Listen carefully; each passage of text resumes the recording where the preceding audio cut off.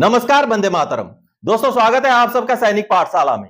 जैसे बोर्ड पर देख पा रहे हैं दोस्तों, आज के 5 महत्वपूर्ण जानकारियों को लेके आया हूं। तो चलिए आगे बढ़ने से पहले मेरा आप सबसे आग्रह है दोस्तों, अगर सैनिक पाठशाला चैनल में आप पहली बार विजिट कर रहे हैं या अभी तक इस चैनल को सब्सक्राइब नहीं किया है, तो चैनल के साथ जुड़े रहने के लिए, आपसे जुड़ी हुई भरोसेमंद जानकारियों को पाते रहने के लिए चैनल को सब्सक्राइब जरूर करें। और अगर वीडियोज अच्छे लगे तो लाइक और शेयर भी जरूर करें। तो चलिए दोस्तों आगे बढ़ते हैं। सबसे पहली जानकारी, जैसे आप देख रहे हैं, पेंशनर और कर्मचारी मंदिर का घंटा है, जो चाहे बजा के चला जाएगा। जी हां दोस्तों, ये फीलिंग, ये बात क्यों सामने आई? आप सबको पता है कि राजस्थान में अभी सरकार चेंज हो चुकी है, बदल चुकी है। तो पिछले सरकार ने जो एनपीएस को बदल करके ओपीएस लागू किया था, अब फिर से उसको बदल करके एनपीएस लागू होने जा रहा है। तो कहीं ना कहीं यही फीलिंग आ रहा है कि मंदिर का घंटा है, बजा लो।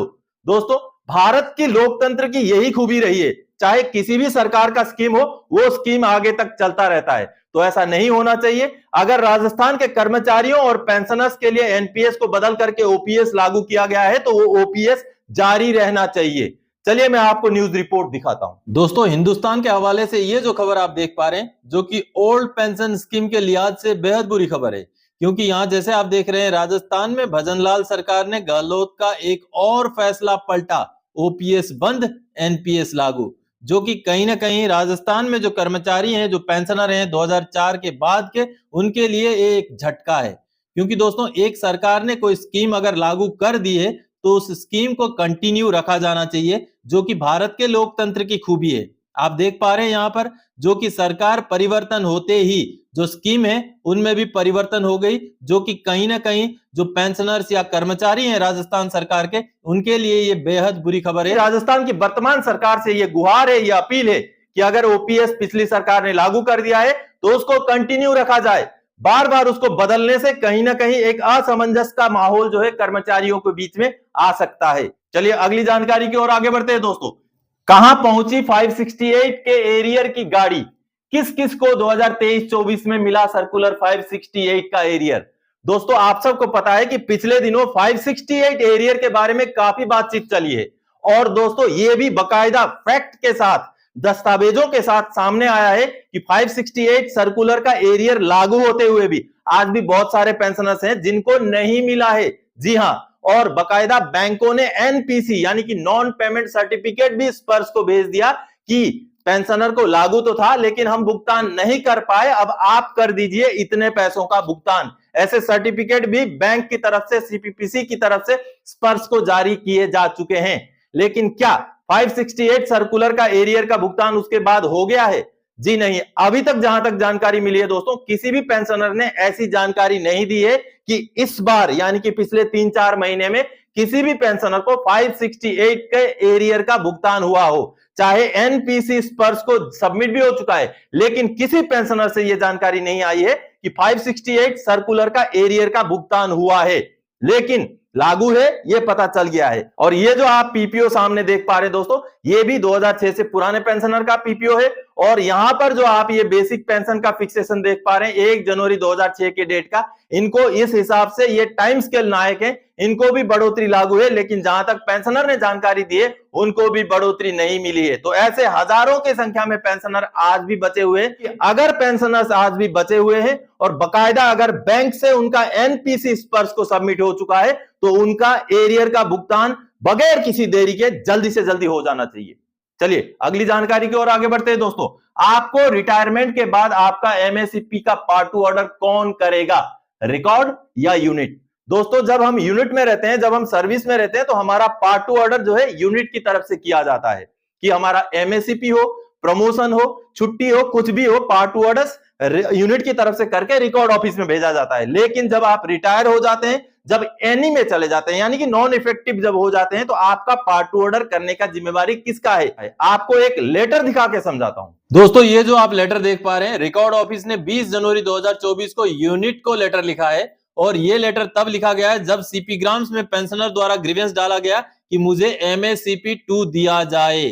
अब इसको लेकर के जो रिकॉर्ड ऑफिस ने यूनिट को लिखा है वो ये लिखा है कि आप पार्ट टू ऑर्डर करके भेजिए, क्योंकि यूनिट से ही पार्ट टू ऑर्डर होना होता है अगर आप सर्विस में हो तो। लेकिन रिटायरमेंट के बाद रिकॉर्ड ऑफिस भी पार्ट टू ऑर्डर तो कर सकता है, लेकिन उन्होंने अभी यूनिट को भेजा है। अभी जो गेंद है यूनिट के पाले में डाल दिया। आप जैसे ये पैराग्राफ नंबर 2 में देख पा रहे हैं दोस्तों, जिसमें ये लिखा हुआ है कि जो पेंशनर्स का जो एमएसीपी होता है जब सर्विस में होते हैं, सोल्जर जीडी का एमएसीपी पब्लिश करने का जो कार्रवाई होता है, जो जिम्मेवारी होता है वो यूनिट का होता है। तो आप पेंशनर को सही रिप्लाई दें या तो आप सही कार्रवाई करके भेजें, ताकि आगे हम उसके लिए और भी जो कार्रवाई है वो कर सकें। आप देख पा रहे हैं, और इस लेटर का जो कॉपी हो department of ex service and welfare यानी कि मिनिस्ट्री ऑफ डिफेंस को भी दिया गया है और पेंशनर को भी उसका कॉपी दिया गया है, और कहा गया है कि आप एमएससीपी का पार्ट ऑर्डर पब्लिश कराने के लिए अपनी यूनिट से लाइज इन करें। तो आप अपना ग्रीवेंस जरूर भेजें अगर आपको एमएससीपी लागू है तो, चाहे यूनिट से पार्ट ऑर्डर हो चाहे रिकॉर्ड से पार्ट ऑर्डर हो। आपका जो एंटाइटल है, आपका जो हक है वो आपको मिलना चाहिए। चलिए अगली जानकारी की ओर आगे बढ़ते हैं दोस्तों। भरोसेमंद सोर्सेस के हवाले से खबर, 18 महीने का डीएडीआर का एरियर फिर से चर्चा में, 1 फरवरी के बजट में कुछ संकेत मिल सकते हैं। जी हां दोस्तों, भरोसेमंद न्यूज सोर्सेस के जरिए यह जानकारी बार बार सामने आ रही है दोस्तों कि 18 महीने का डीएडीआर फिर से चर्चा में है।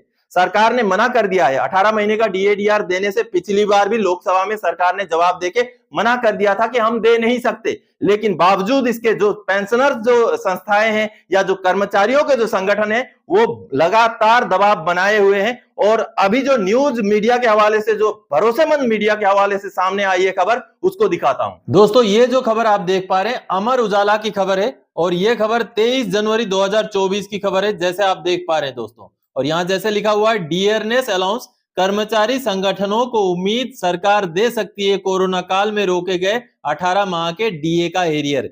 यानी कि कहीं ना कहीं अभी प्रमुख जो अखबार हैं वहां पर भी ये चर्चा जोरों शोर से चल रही है दोस्तों। जैसे आप यहां पर देख रहे हैं दोस्तों, अमर उजाला की खबर है, और ये जारी हो सकता है कोरोना काल में रोके गए 18 माह के डीए का एरियर। लेकिन अभी ये खबर चर्चा में है, जोरों शोर से चर्चा में है, और अच्छे प्रमुख जो अखबार हैं वो भी इस खबर को प्रमुखता से छाप रहे हैं। अब मैं आपको इकोनॉमिक टाइम्स के हवाले से आए इसी से जुड़ा हुआ जानकारी दिखाता हूं दोस्तों। अब ये जो जानकारी आप देख पा रहे हैं, द इकोनॉमिक टाइम्स, जो कि बहुत ही प्रख्यात और बहुत ही चलने वाला अखबार है दोस्तों।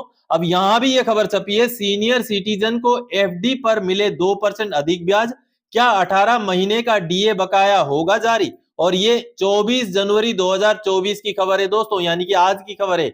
आप देखिए यहां पर 2% जो सीनियर सिटीजन है उनको एफडी में अधिक ब्याज देने को लेकर के भी खबर निकल के आई है, और 18 महीने के डीएडीआर को लेकर भी कहीं ना कहीं चर्चा तेज हो गई है। आप देख रहे हैं, और चूंकि बजट सत्र आगे आने वाला है तो ऐसे में कुछ भी हो सकता है, और पॉलिटिक्स जो है किस चीज को कब क्या रूप दे दे उसका कोई भी भरोसा नहीं है। और चूंकि 2024 के इलेक्शंस हैं तो ऐसे में सरकार को जो पेंशनर्स हैं या कर्मचारी हैं उनके लिए भी कुछ ना कुछ सौगात जरूर देना है। और ऐसे में अगर 18 महीने का डीएडीआर का बकाया जारी कर दे सरकार तो कहीं ना कहीं खुशखबरी तो पेंशनर्स और कर्मचारियों के लिए होगी, और कहीं ना कहीं आने वाले इलेक्शंस में सरकार के लिए ये कहीं ना कहीं एक पॉजिटिव वेव की तरह काम कर सकता है दोस्तों। चलिए अगली जानकारी की ओर आगे बढ़ते हैं दोस्तों।